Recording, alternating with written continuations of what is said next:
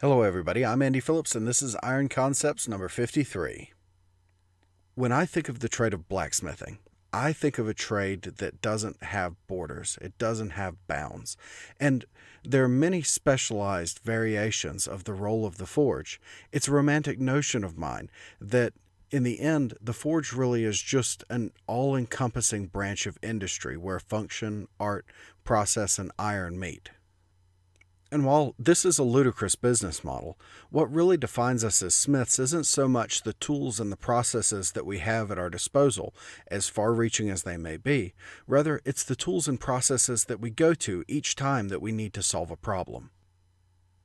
It seems only natural for a shop like ours to take on a broad variety of different types of work. Many of the things that smiths do use the same sets of tools, and thus the results of the work look similar because of those tool sets. And whether you're building a tool, a piece of hardware, or a work of art, chances are it's going to be mostly iron, raw, and covered in scale. And while it might not be this way in every case, it's a hallmark of our trade that our tools define the work that we do. Each subdivision of the forge will share a common root in the way that problems are solved, and even if your shop is only specialized in one thing, as long as the root is there, there is no division, only specialization. For example, if your shop produces mainly railings, but the root of the tooling and processes that you use are the forge, then you're a blacksmith shop that specializes in railings. But then on the other hand, if you're at the point where your shop builds only railings and the processes that you use are only streamlined to build railings, essentially you're just fabricating, then you're doing the same thing as the other shop. You're solving the same problem, but with a different tool set, with a different root trade. Now, I think at this point it would be fair to argue that this exercise is simply a trivial naming convention. And I would agree with you, at least until you start to consider consciously expanding or building upon what it is that you do in your trade and what you do in your shop. To the beginner and to the person trying to redefine themselves and define what they do, this is not a trivial matter. This is why the basics are so important to any trade. They will help define the way that you solve problems. The basics are the root of what you do. And it's this that leads me to my example this week. What is a knife maker and why? And why is the knife maker so important to our trade right now? And let's look at it this way. The trade of blacksmithing is a solution looking for a problem. Its root is the trade itself. Whereas the trade of knife making is a problem, a very simple problem, looking for a solution.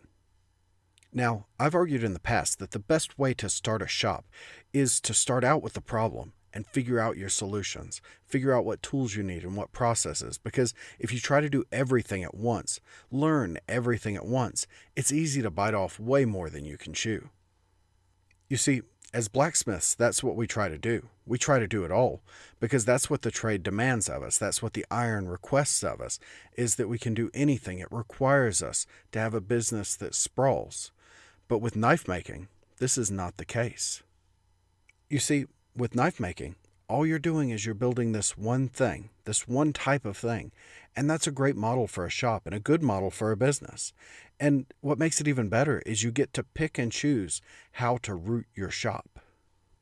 It's no wonder that this has become such a great entry for people who are interested in getting into the forge. It's simple. The product is straightforward, albeit maybe not super profitable in an oversaturated market, but we'll talk about that later. And you get to shape the root of the trade to your interests and to what your skills, as well as what you can afford in the way of tooling. And for our trade, this is actually a wonderful thing, because with a mountain of knife makers moving into the art of forging laterally, the awareness of our trade and how we execute it will skyrocket. And I pin this here, that this is only good news for all the blacksmith shops out there.